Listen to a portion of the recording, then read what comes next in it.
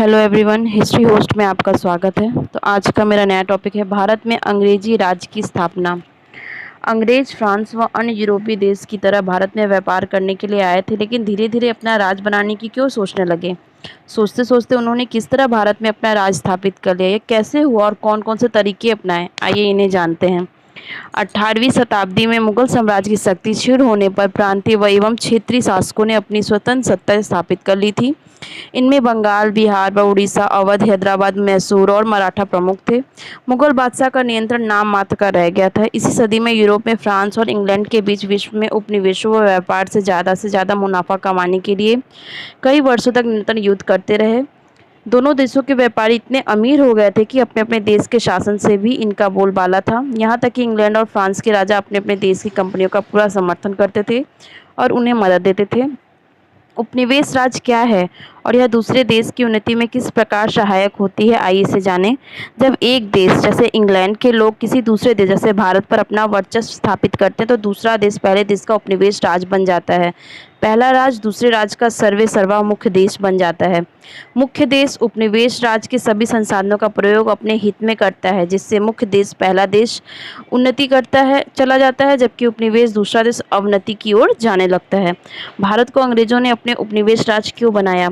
England में औद्योगिक क्रांति के दौरान कारखाने लग गए थे, अतः वह भारत को सिर्फ कच्चे माल की पूर्ति का साधन बनाना चाहते थे।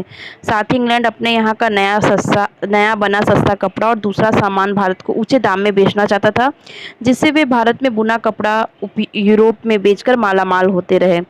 वे भारत में कई जरूरी फसलें उगवाकर उन्हें दूर दूर तक बेचते थे, जैसे नील, पटसन, अफीम, गन्ना, चाय, कहवा।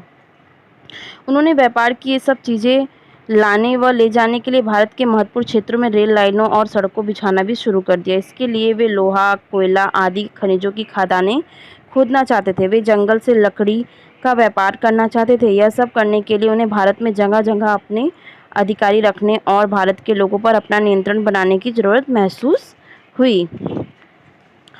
इसके अलावा ईस्ट इंडिया कंपनी नील, कॉफ़ी, चाय के बागान भारत में लगाते थे और इन फसलों को सस्ते दाम में खरीदकर अपने जहाज़ों में इंग्लैंड के कारखानों में भेजते थे।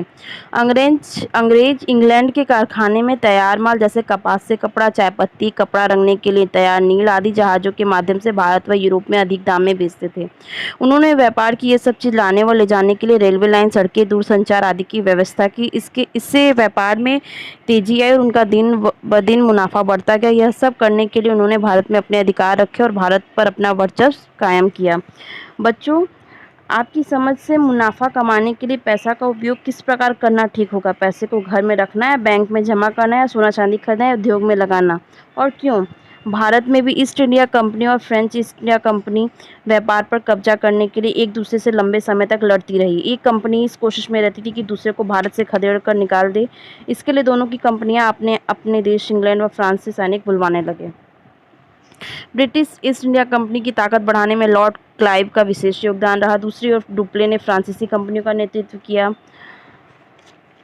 और राज्यों और नवाबों के अंग्रेजों से खतरा। कंपनियों को भेंट करने उसकी सेना का खर्चा उठाने में भारतीय राजाओं पर बहुत बड़ा बोझ पड़ने लग गया। राजा व नवाब व्यापार के खिलाफ नहीं थे, परंतु वे अपने राज्य में किसी और की सैनिक ताकत नहीं बढ़ते देखना चाहते थे।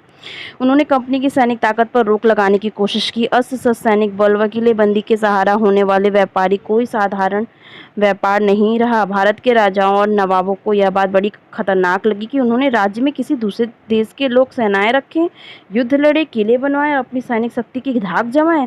वे कंपनियों की दूसरी बातों से भी परेशान रहने लगे। ब्रिटिश ईस्ट इंडिया कंपनी का भारत के राजाओं के राज्य से फ़ायदा उठाना। कंपनी के कर्मचारी अपना निजी व्यापार भी कर रहे थे। वे अपने माल को कंपनियों का माल बता देते और कहीं कर नहीं चुकाते थे। इस तरह कंपनी को धनवान हो रही थी और उससे कर्मचारी व अफसर निजी रूप से मालामाल होकर भारत से लौटते थे। कई व्यापारी व सेठ थे जो कंपनी के व्यापार में मदद करते थे। वे भी अपने माल को कंपनी का माल बताकर कर देने से बच जाते थे। कंपनी की आड़ में राज्यों में लूट, खसोट, धोखाधड़ी मची हुई थी। कंपनी कारीगरों से जोर जबरदस्ती से बहुत कम कीमत पर माल खरीदने की कोशिश करती रही। जो इलाके कंपनियां अपनी भेंट में मिले थे, उनके किसानों से भी हद से ज़्यादा लगान वसूल करने की कोशिश करती थी। तो इस प्रकार छोटा सा ये टॉपिक था। आशा करते हैं कि आपको पसंद आया हो। अगर पसंद आया तो लाइक, शेयर, कमेंट और सब्सक्राइब करना ना भूलें। Thank you.